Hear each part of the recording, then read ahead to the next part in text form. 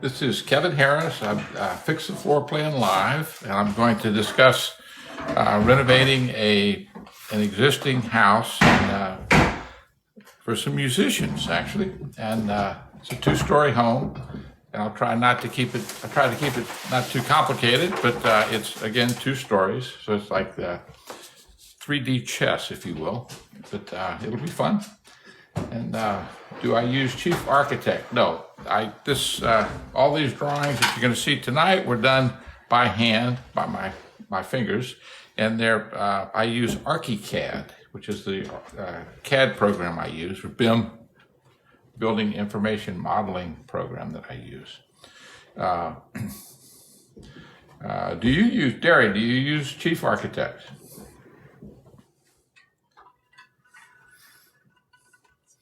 And welcome, Noah. Why are there so few houses with three-car garages in the front? Well, three-car garages are just one garage in the front overpowers the house. It's bigger. The garage doors are bigger than anything in the house. So it becomes a subdivision with garages in the front, a subdivision of garages with nice front doors off to the side. So my preference is to have houses with character, and the front of the house is the house, and the garage is somewhere off to the side or in the back. Oh, Derek, you use Fusion 360 and AutoCAD products. No experience with home design, but engineering. Great. We used to use AutoCAD, but I've switched from AutoCAD to ArchiCAD, because everything we design is in 3D, and it allows us to get a perspective in 3 seconds. It used to take me a week to draw. So it's wonderful feedback, and I also share this with the clients. Looks like the house you made yesterday in Lego Fortnite. Well, you go ahead and capture it and capture the improved version, actually. The square footage in the first floor is about 1,500 square feet for this house. And let me know where you guys are from. So please, I'm Kevin Harris. And as far as Legos, Lego Day is coming this month. So Lego Fortnite, I actually bought a little Lego model that I'll put together on TikTok not TikTok live, but a TikTok very soon. All righty. Andrew, welcome from Illinois. Stay warm up there. Wisconsin, author in faith. Stay warm. Leslie, welcome from Wisconsin. Got a niece there. My 18-year-old daughter wants to be an architect. We are in process of college apps. Great. Well, as far as architecture, you can get an architectural degree either as an undergraduate or as a graduate degree. So keep that in mind. And you can get a great liberal education and have plenty of time to study the arts, history, geography, and science, and then go and get your master's in architecture if you like. But a lot of schools do that. It'll be a 3-year program versus 5 years as an undergrad. But that's an opportunity.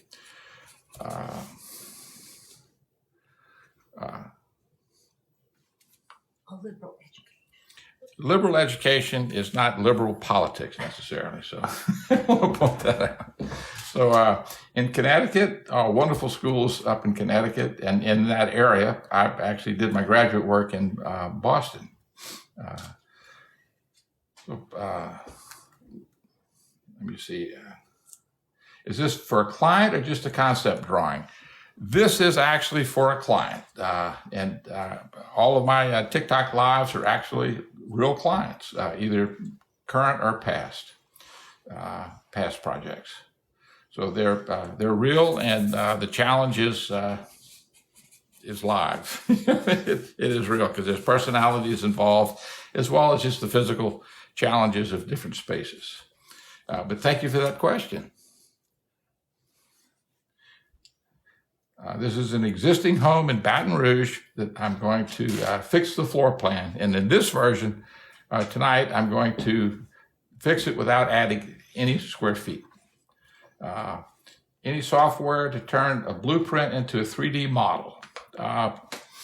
There's not that I'm aware of, but I use ArchiCAD, and we draw it in 3D. And SketchUp, actually, you can use SketchUp to work on your 3D aspects of the floor plan.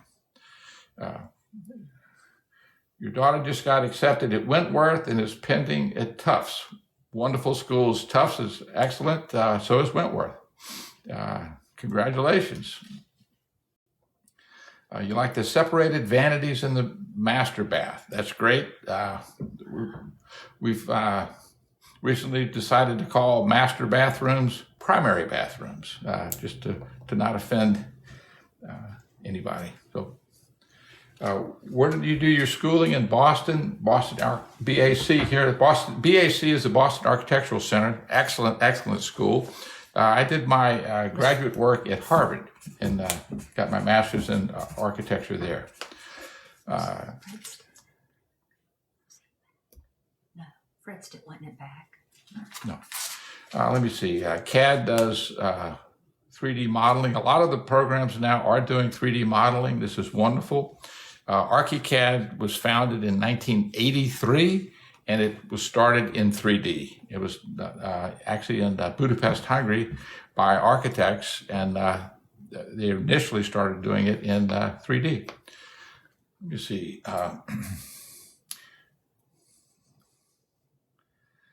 You drew a better floor plan in high school than that on notebook paper. Lots of luck, looks shaky. Well, great. When I was in high school, my hands didn't shake as much as they do now when I'm 69. I'll be 70 this summer. So anyway, but I love I still control things with my lines. You used ArchiCAD back when you did residential. Great program. Yes, it is. Mom Architect, thank you for your comment. And if you're not doing residential now, what are you doing?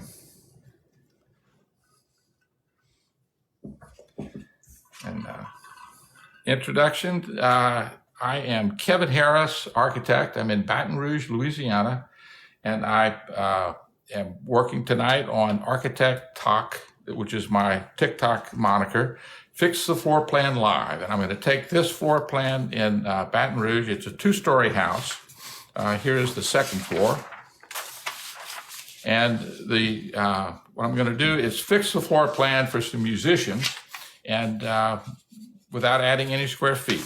There are some remodelings, but it is also tonight is the College World Series, not College World Series, the National Championships for football. LSU did not make it, unfortunately. However, I'm very interested in watching the game, and so I'm going to try and do this in 30 minutes. We'll see. We'll see how it goes.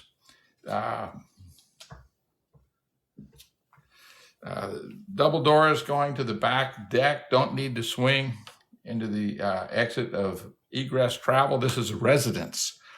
Doors can swing in residences. If it were commercial, these doors would have to move out towards the egress. Okay, Mom Architect, you're doing university science projects and using Revit, but ArchiCAD prepped me for Revit. Well, more power to you. I've tried ArchiCAD.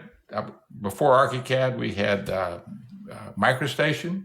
Then we went to Vectorworks, and then we tried AutoCAD. Then we went to Revit, and now we're doing.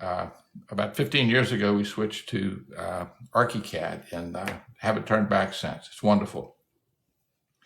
You'd love to see some of my full sets of plans. I could pull them out. They're typically 50 to 100 sheets per house. This is a renovation, so we probably have 30 sheets for it. And on a future TikTok Live, I'll be happy to show some of those, or maybe some during some just TikToks, short videos. All right, Steve, you use TurboCAD because it doesn't have a monthly fee. Well, that's a one reason to use it. The fees for ArchiCAD are substantial. However, what it does for me is also substantial.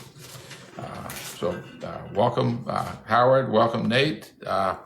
And that's good. There are lots of CAD programs. The whole point of the CAD program is to help you do your work and do your designs and not get in the way. And I found that ArchiCAD has a very steep learning curve. However, it gets out of my way because I can do anything we really want to do with ArchiCAD. So it's a good program. Hanako, thank you for your comments.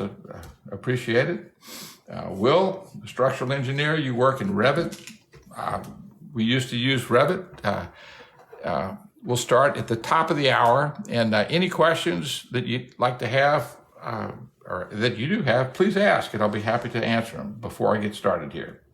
Has it sped up your workflow? Absolutely. It's changed. It has changed my workflow. ArchiCAD, I honestly think I'm 4 or 5 people with ArchiCAD than I was before I got on CAD. So it's, yes, it does speed up my workflow. And why does it speed up the workflow? It's accurate. And it allows me to see all these connections in 3D, not just 2D.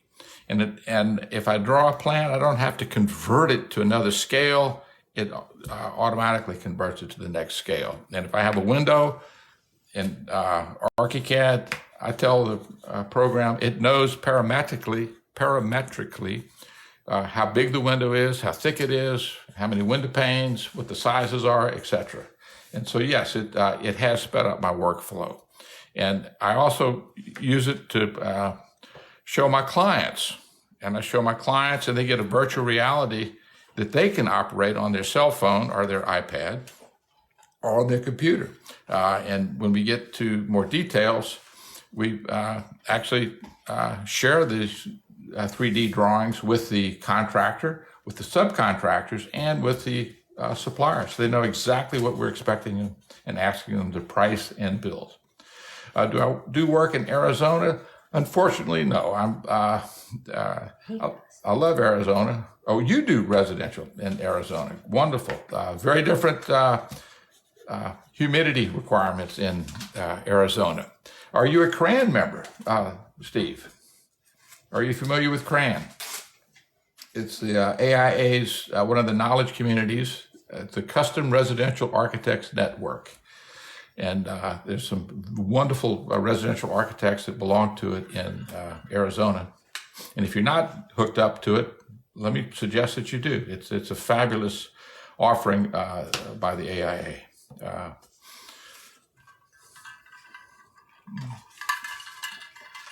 Okay, I got about 4 more minutes before we go into hyperspeed here and try and solve this house in 30 minutes. Have I done any projects in Colorado? No, I have not. I am licensed in the Gulf Coast states, and those happen to be the states with the most humidity, and that is Florida, Alabama, Mississippi, Louisiana, and Texas. Have I ever used precast? Actually, yes. I did a house for a wonderful engineer in Baton Rouge, and he insisted on the floors being precast concrete. And so we installed that, and he was, as beautiful as the house was, it kind of hurt my feelings because he said, Kevin, if anybody in the future wants to buy this house, they can completely change the floor plan because it's precast and it goes from wall to wall. It's very interesting. But anyway, CRAN, it's a Custom Residential Architects Network. It's part of the AIA Knowledge Community setup. Have you ever done a house for a customer in Tennessee? No, I sure haven't. I have a brother that lives in Tennessee, but I haven't done a house for him.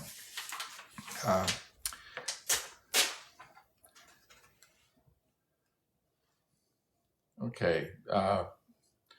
ICF. What is ICF? Please educate me. Welcome, Blastoff. Welcome, Abram. Welcome, Jimmy.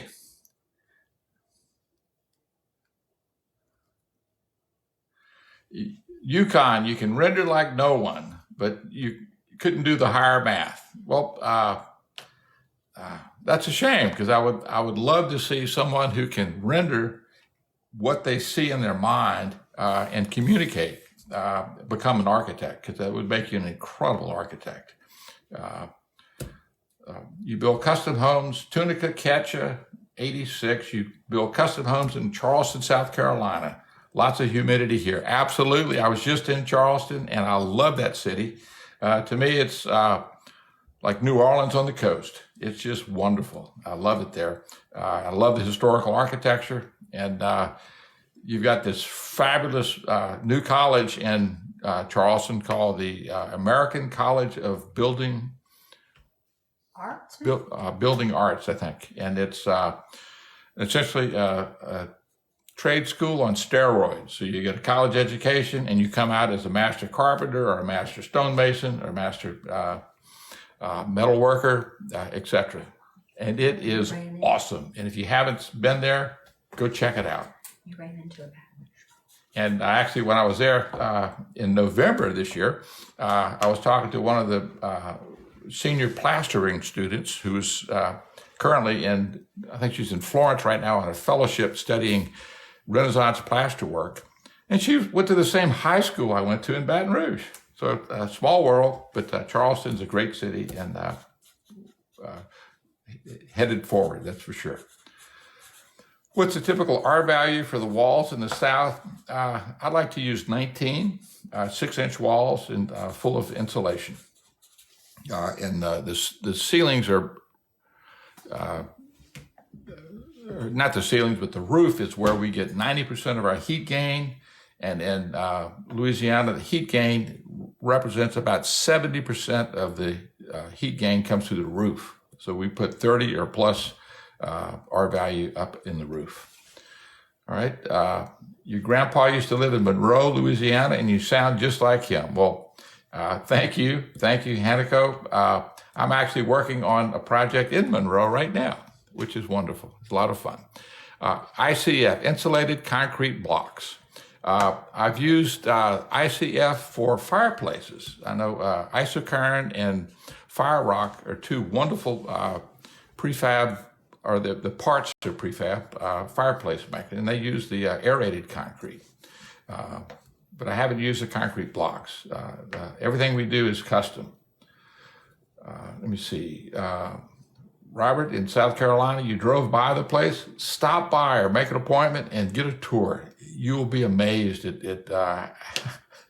the craftsmen that come out of there. And their plaster work absolutely is amazing. What high school? Winston. I went to Broadmoor High School. I was a Broadmoor Buccaneer. I graduated in 1972. So you were born in Baton Rouge. Where did you go to high school, Winston? And yes, I do use spray foam. I use closed cell if it's outside or underneath crawl space, and then open cell if it's in the walls. Steve, you use 38 in the walls. That's great. That's great insulation. Any job opportunities? There's a lot of jobs here, a lot of projects, but we're not hiring right now. I'm a small firm, and I want to stay that way. But let me see, which has a better R value? It depends if you want to call R value as the resistance. It depends on the type of insulated vinyl you use, or hardy plank. But hardy plank to me is far more durable, and it looks just like wood. So it casts the shadows that I love. And it's also fire rated, so it's good. Your dad worked for Kaiser Aluminum. He went to the University High School. I have a niece that went to University High School. I actually have two nieces that went on to LSU, and they were Golden Girls. You went to a small private school. Okay, great. So this is Kevin Harris. It's top of the hour, and I'm Architect Talk. I'm going to do Fix the Floor Plan Live. And right now, we're looking at a 3,000 square foot house in Baton Rouge that's purchased by some musicians, and there's some problems with the house. And so I'm going to talk through some of the issues with the house, and then I'm going to go through first floor and then second floor, and then I'm going to go through what my recommendations are. So the first thing with this house, you enter the house from the bottom here, and then as you come in, you've got a foyer. And then there's a great big living room, which is wonderful. And it's a wonderful view to the back deck, which is lovely. And then the views to the backyard are just wooded areas. And it's just absolutely stunning. That view is worth the property, actually, in all aspects, all honesty. But there's some issues with the house. Here's the bedroom. We call it the primary bedroom right here. It's got this odd piece here attached to it. Then as you come into the foyer, you come up some steps to a bridge, really, or just a deck, a raised section. And then you go through a door into the bedroom and you go down some steps. So you go up to go down, which makes absolutely no sense to me. I guess the owners were the original designers were trying to create some privacy between the bedroom and the big living area. This is the office space right here with a door coming into it. And so there's the office space, which is part of the office space is taken up because you got to come back down these stairs to get into the office space. So this let me mark it in pink. This is a problem area right here, this bridge, which is unnecessary, I think. Then you come into the house. Let's go through the bedroom area. One of my pet peeves, I guess, is, and I see this so often in houses, is you'll have the primary bedroom, then you'll have two closets. And two closets are nice, except it has 2-foot doors. This door and this door and this door and this door are 2 feet wide. So if anybody's in a walker or even crutches, you can't go to the bathroom in this area. It's horrible, but it's just very, very common. So a 2-foot wide door. And then the steps up to go down. All right. So these are two problems so far with that. Now, but what happens here is not only are the doors too small, but from the bedroom to the bathroom, they've given you this little hallway right here, which is wasted space because you stomach to stomach passing your spouse to go to and from the bathroom. Then you get into the bathroom and it's nice and spacious, but it's got a decent shower, a giant, I call them, it's like a sacrificial tub because it actually has steps too. The owners love steps. And so there's steps up to the platform of the tub. And you get in the tub, and it's what your life is worth when you're slippery and naked, trying to get out of the tub and come down these steps. So I call it like in Chichen Itza in Mexico, they have the Mayan pyramids and where they'd sacrifice people, rest their souls, but they'd have to go up steps, and that's what this reminds me of. And of course, there's this beautiful window at the end with a view to the gorgeous view to the backyard. Let's have issues with the hallway and the size of the doors. So the hallway,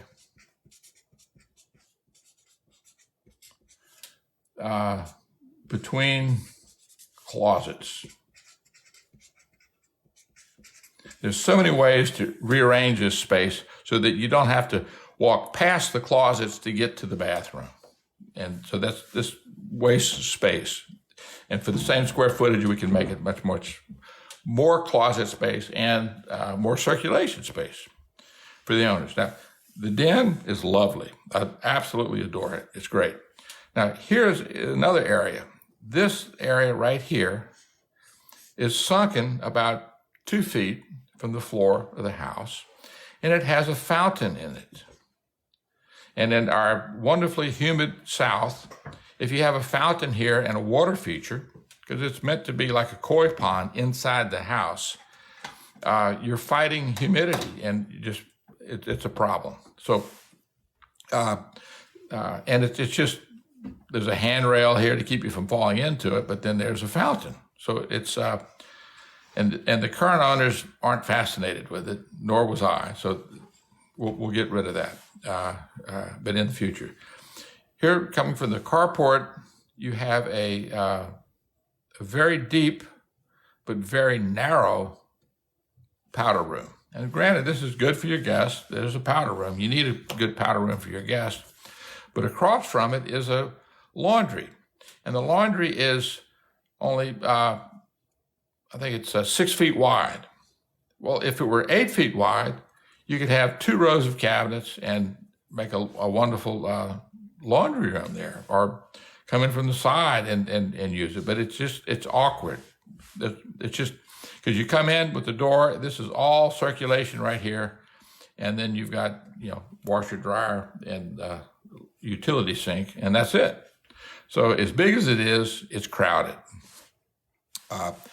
Then we come into, let's come into the kitchen.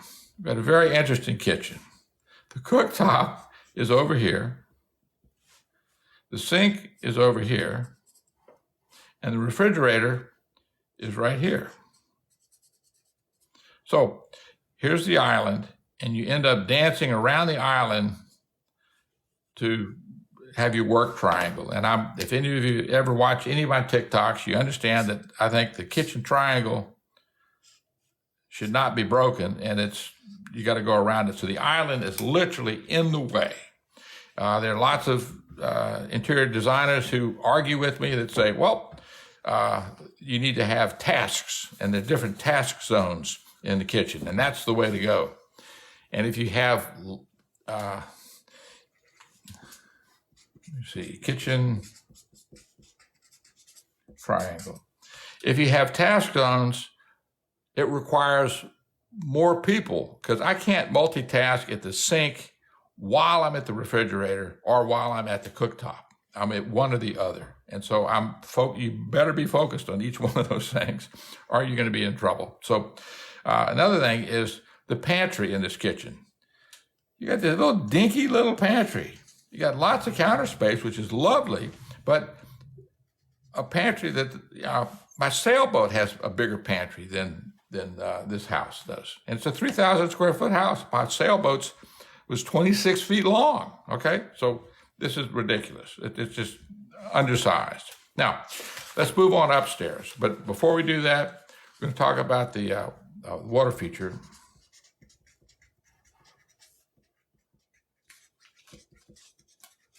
Now, why is a water feature bad or questionable in Louisiana? Well, if you want to keep the water clear, you put chlorine in it. If you put chlorine in it, anything metal within the house deteriorates rapidly. You can check any interior swimming pool, and all of the metal connections are just rusting to pieces, and they've got to be replaced in just a few years' time. Another thing is, in Louisiana, we're semi-tropical, so there's lots of humidity, and the air conditioner cools the inside of the house by removing humidity, removing moisture from the air. And what a water feature does is it pumps water back into the air. And so you're fighting yourself. If you're talking, someone was talking earlier about energy consciousness and insulation in the walls. Well, this is like forget insulation. You're fighting your air conditioner. It's going to take a whole half ton or more of air conditioning just to combat what damage your water feature is doing into the house. So we'll take a break. I will show you the second floor before I get to it and analyze it, and I'll answer some questions. We need women to design homes, kitchens, bedrooms. Oh my goodness, the homes that are designed today. Well, I have 3 daughters, and I'm all for women designing homes. I'm also for architects listening to the clients and the client's needs, and not just prescribing one of the comments that never sat with me well when I was in school was, well, architects listen to what you want, but will give you what you need. Well, I'm not always the best judge of what you need. My client is, right? And so I want to get feedback. And so it's back and forth. And whenever I design a house, even if it's a renovation like this there's an enormous amount of give and take in education. My client learns what's available and things that are possible. I learn more about my client and their lifestyle and what they need. And so just because you're a male or a female doesn't mean that you're necessarily going to be better or worse at designing a house. You just need to pay attention and take care of, just listen, be a good listener and then work with things. So let me see. Carl, welcome. This is Kevin Harris with Architect Talk, Fix the Floor Plan Live. If you like what you see here, you can check other versions and other things that I'm interested in on my TikTok channel, which is Architect Talk. So I'm going to move on to the second floor, and here we go. Here's the second floor. The stairway comes up right here into this big hallway, and let me put this in pink, show you how big the hallway is. It's a good 20% of the floor space in the house is just getting up the stairs, and then what do you do once you're up there, right? That's a lot of square footage. And this house is a 5-bedroom house, all right? My client does not need 5 bedrooms. There was a bedroom downstairs, which was a primary bedroom. This was bedroom 2, bedroom 3, bedroom 4, bedroom 5.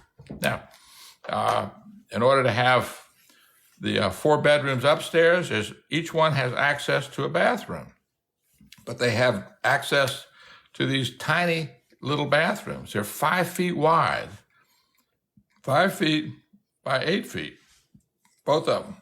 This box right here is the chimney, which comes from downstairs. So we can't, would be real expensive and difficult to move. So we want to keep the house as close to this, move as little as possible, but we're going to rearrange things. The current owners of the house, they're musicians, they're professional musicians, and they want a big practice space. And so they wanted to take 2 of the bedrooms and make them practice spaces somewhere upstairs, or like wipe out, put these 2 together and leave these 2 as bedrooms. But what they wanted was to have 2 bedrooms upstairs for guests, and then their practice space, so they could have studio space upstairs to practice, and then bathrooms, of course. So with this current house plan, this door, you guessed it, it's just barely over 2 feet wide. Same thing here. So if you open the door, you turn sideways, you can shimmy into the lavatory area or go into the next bedroom. Or if you take a left, another 2-foot door, you guessed it, coming into this bathroom. Remember, it's 5 feet wide. A tub, which really, in my book, is too small to get your knees wet, or if you've got nice hips or shoulders, you can't lay down and get wet. Most tubs in spec houses like this one, they're only 2 foot 6 inches wide. I recommend that it be 3 feet wide at least. Well, 2 foot 6 gives you 2 foot 6 walking space, and you really need at least 3 feet to walk through. And if you're in a walker or in crutches or a wheelchair, you can't get through these spaces. You cannot access them. And I think it's very, very important that you be able to access these spaces. So am I still live? I don't think I'm live. Am I?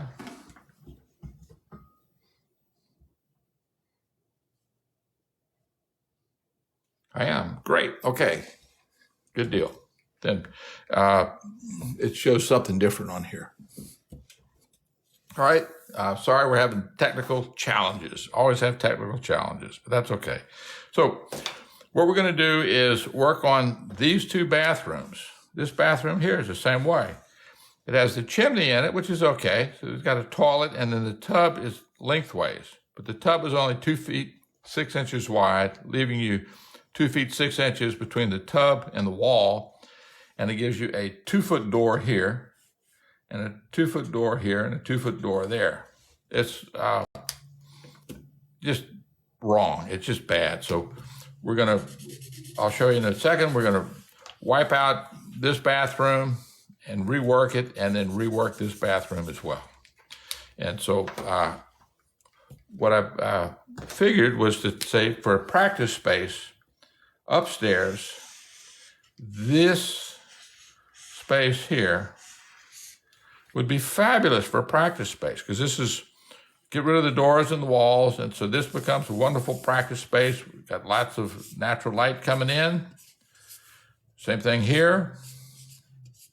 And this is north, so it's great light coming in. If you're an artist, this would be a great studio for that. But for musicians, it's just as good, because you don't have to worry about the sunlight destroying your instruments. And each one has lots of instruments, lots of music, and they have to practice all the time. Not all the time, but frequently. But they need access to a bathroom. And so my concept is to take this area in the front, make that the music studio, keep bedroom 4 and bedroom 5, rework the 2 bathrooms so that they're accessible, and then this area kind of remains like it is. So let's go back downstairs, or actually we'll work on upstairs, erasing things, and then we'll move downstairs.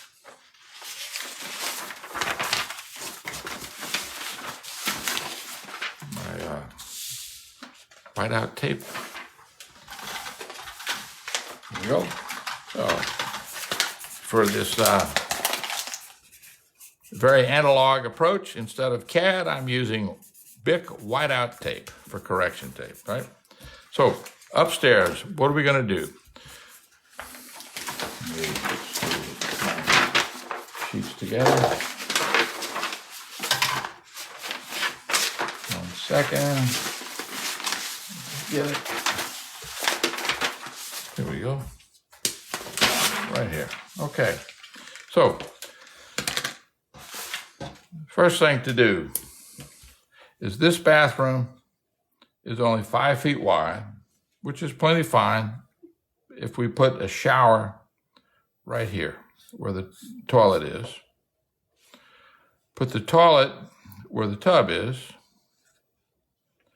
Get rid of this wall and leave the lavatory where it is. And of course, widen the doors. So in order to accomplish that,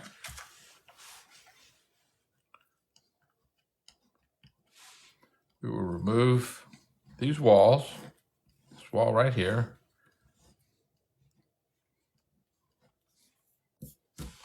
I'll widen the doorway.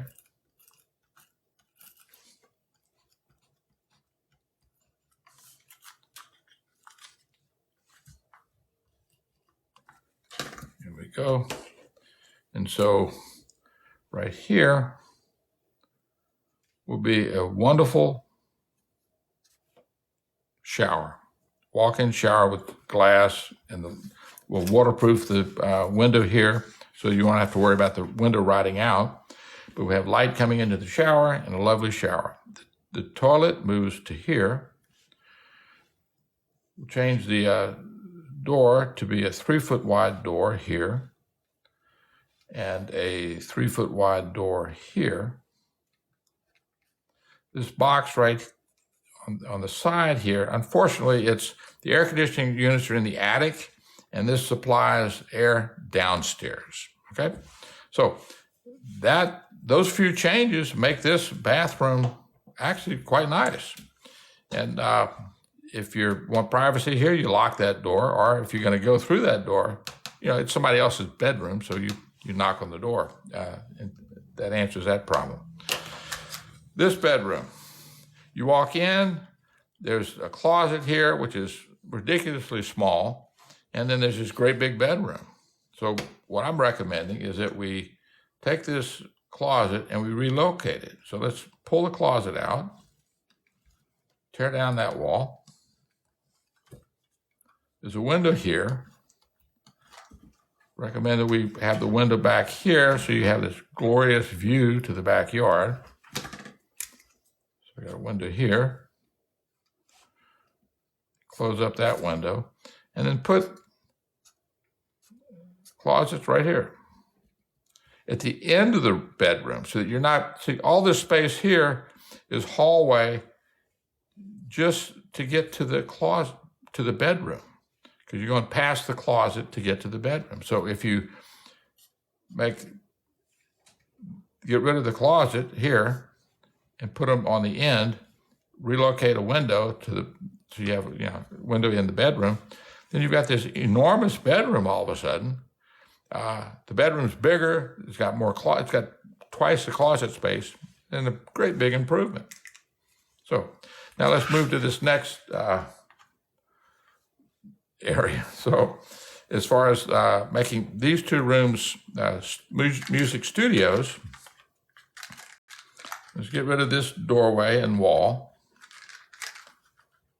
here and here. And while we're at it, get rid of this closet. It's no longer a bedroom. We just give it a wall there. And we're going to relocate the toilet. It gets closed off right here. I put either a shower or a big tub right here. And then have a linen cabinet, a nice lavatory, and then put the potty right here. This door to the closet, you don't have to hop over the toilet to get to the closet. So it's actually the attic. There's access to the air conditioner and all in the attic. So I would close that off and just put a counter and a cabinet right here next to the potty. And then the doors to the bathroom. This bathroom becomes a dedicated bathroom just to this bedroom. All right. And then relocated the door to give more room in the bedroom, make it a pocket door. And then in order to access the attic space, somewhere along this wall, put the door to the attic right here. So there you have it. With these purple changes and removing walls, you've got Studio A, Studio B. They're connected. They're connected also to the stairway, so it seems very open. If you need to use the restroom when you're in the studio, you've got the potty right here, even if you have guests. So that's the upstairs. And here's sort of a final version, or a cleaned up version of that floor plan. Now, if we go downstairs,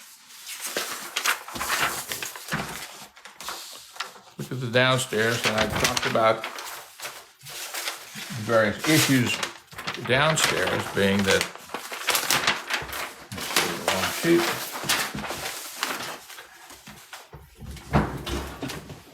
Grab it. Okay. Here we go.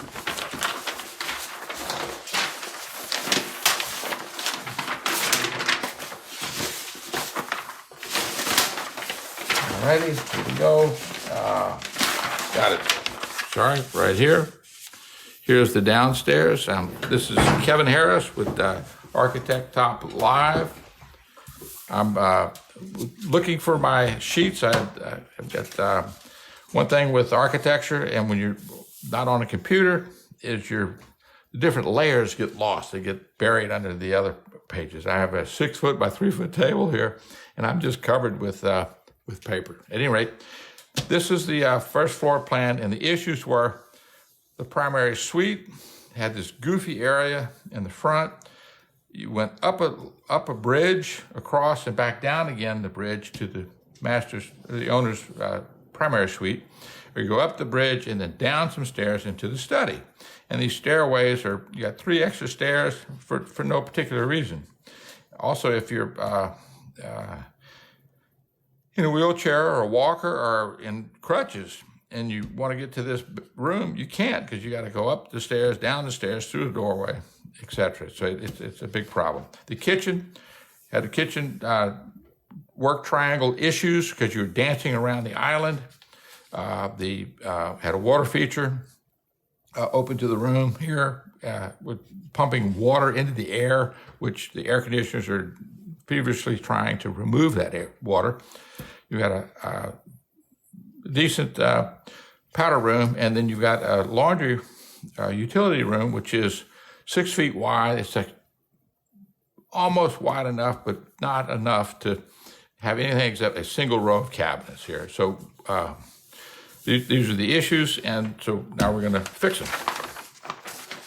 So here's the floor plan, and what do we need to do? Let's start with the last parts, saying the powder room and the laundry room. I want to switch those two. I want to take the laundry room and move it to the powder room and the water feature area. So we get rid of this wall here.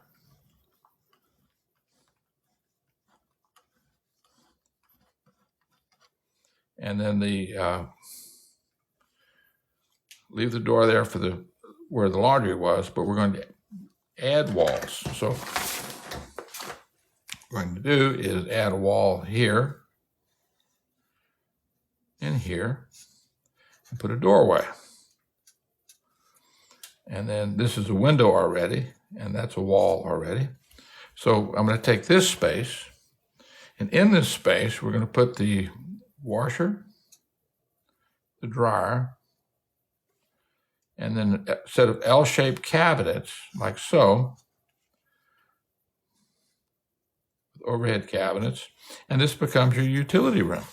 Nice and spacious, lots of light, and a place to not only wash your clothes and dry them, but to lay them out and to fold them. Then in this space, put the potty right here in the end, and then a lovely, lots of space for a lavatory, and then the door stays where it is. So all we've done here is flip these two, and we've changed a little plumbing and made it all much nicer. In this area, we've got the breakfast room, the kitchen, the dining room. A little bit of a redundancy there, but the dining room could actually become a living room if you wanted and have a second conversational space in addition to the den itself. But what do we need to do here? Well, let's take the cabinets here, counter space where the cooktop was, and the island. And there's electrical in the slab already taking care of the island. So we can still access, we're not losing that. And then we'll take this wall out right here, dividing the dining room from the kitchen. And this little box out.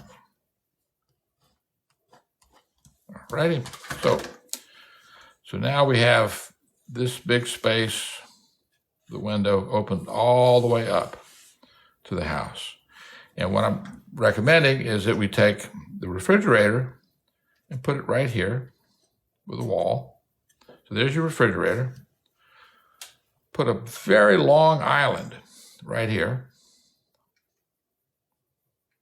10 feet long, with a raised portion right here, so that you're not, if this becomes a living room or if it's a dining room, you're not looking onto the island itself.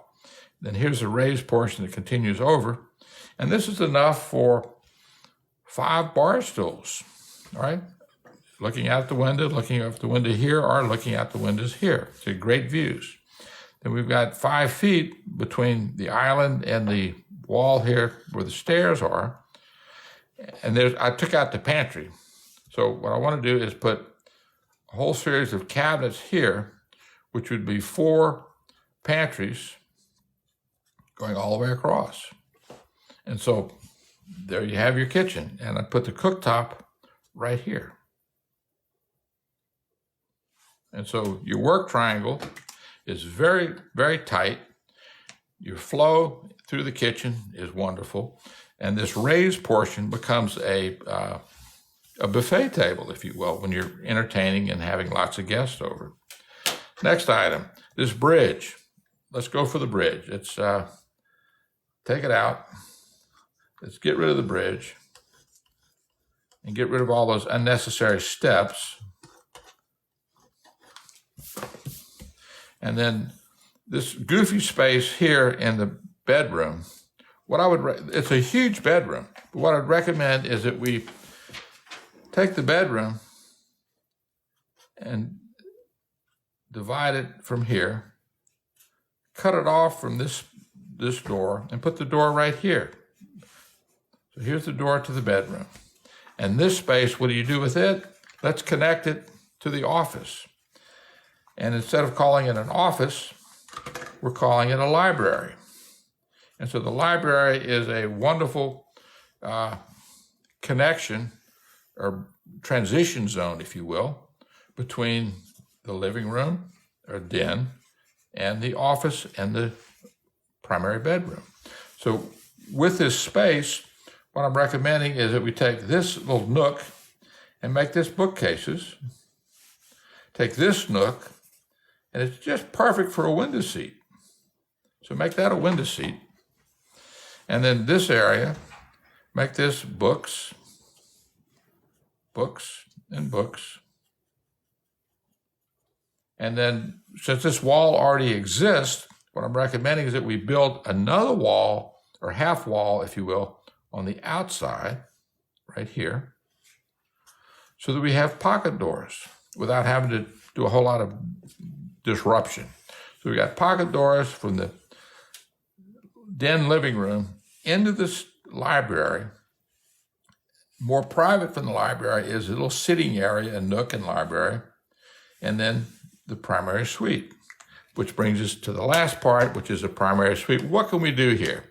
Well, you already know I want to get rid of these things. So I'm going to, let's get rid of, we're going to keep this wall, but for now, I'm going to move the doors in it.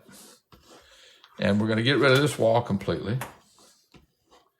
And we're going to, the lavatories are poured plastic lavatories, or they call it cultured marble, I think.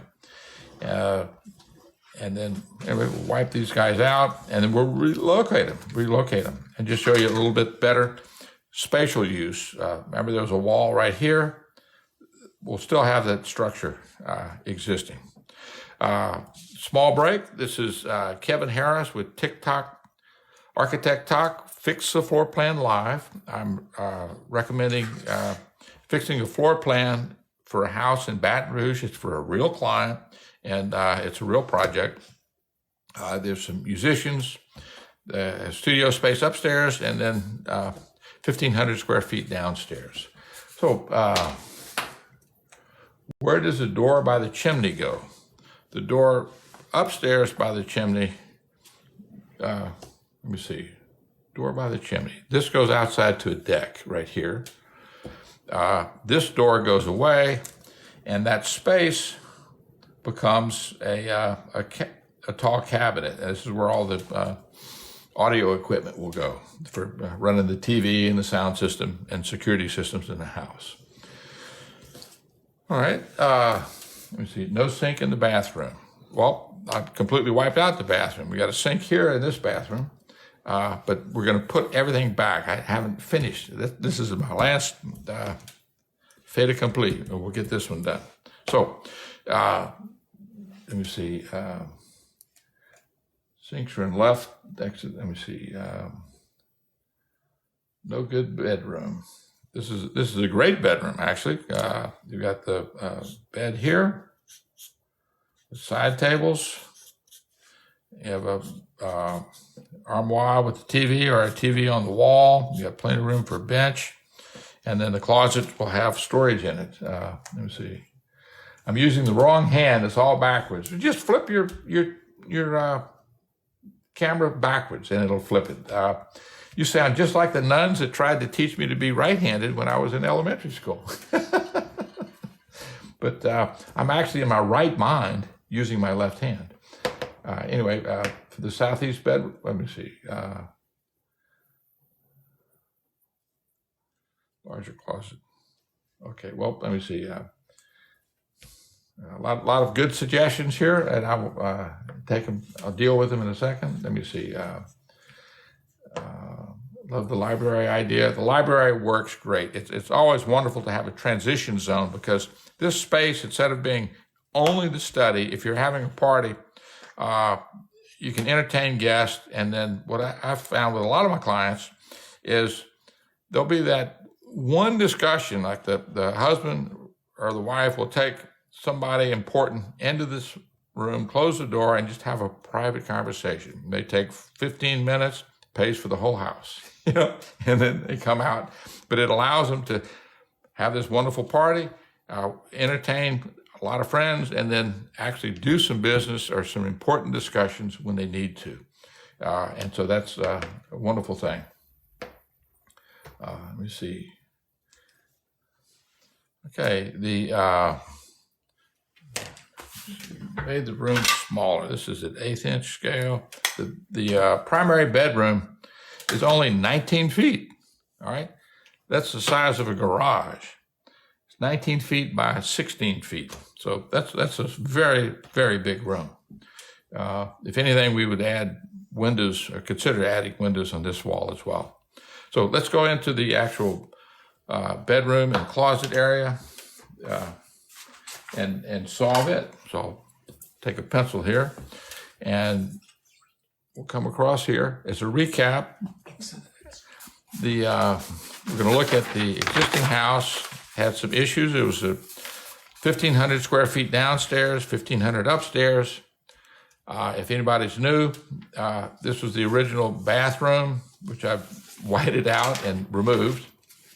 It had 2 closets with a hallway between, so this hallway is wasted space. It has a bridge where you come in the foyer, you go up 3 steps, walk across, come down 3 steps into the office, or continue and go down 3 steps into the primary bedroom. Primary bedroom had this little nook off to the side, and then let me see, had a water feature at this part of the house.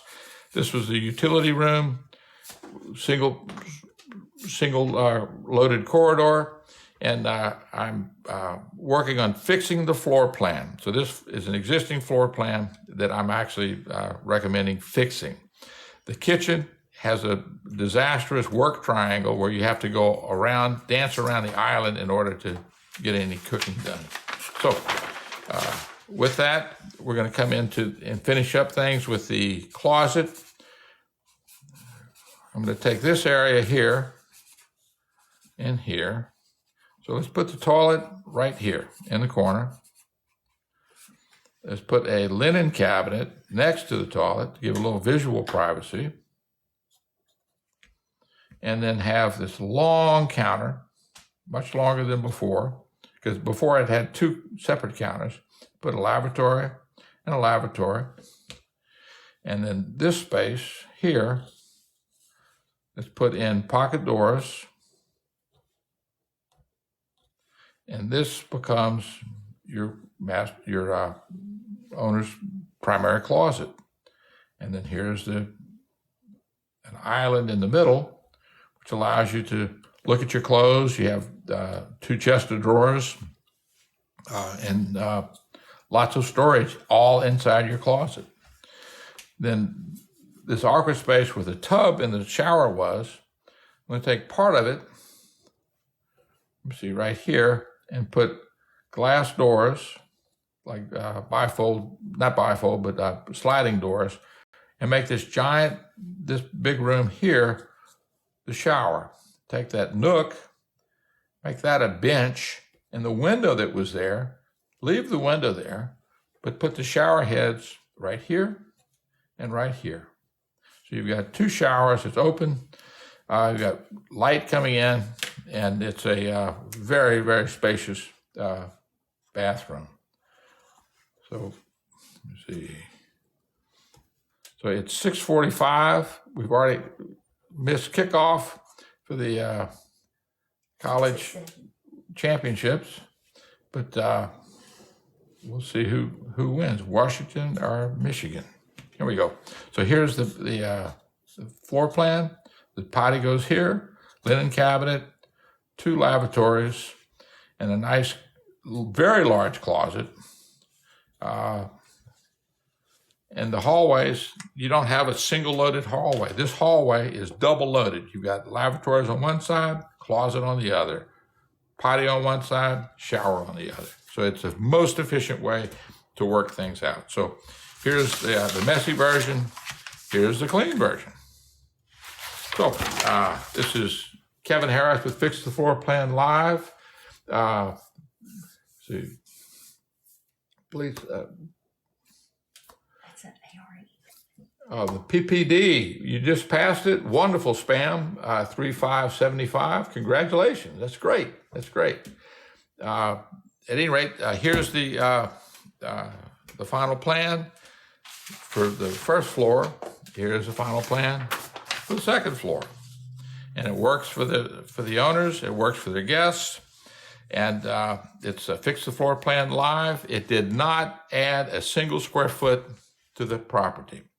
Not all my Fix the Floor plans are not added square feet. Next week, tune in on Monday. Tune in 2 weeks on Monday at 6 p.m. Central Time, and we'll do Fix the Floor Plan Live. Your wife would love to have a tub. You can have a tub on either one of these bedrooms, actually, bathrooms. Some people like tubs. Some people like showers. If you have a good-sized shower, at least 3 foot wide, you can also put a tub in there. Will the bathroom closet be bigger than the bedroom? The bathroom's bigger than the bedroom. Bathroom and closet combo is bigger than the bedroom, yes. And that's actually not uncommon. So, alrighty. Well, this is Kevin Harris. Enjoy the game. Look forward to seeing you in 2 weeks. In between now and 2 weeks, we'll have some certain posts on Architect Talk on TikTok, and look forward to having you. Thank you for coming. If you like this, like it, and look forward to seeing you again. And thank you for your comments. Wonderful.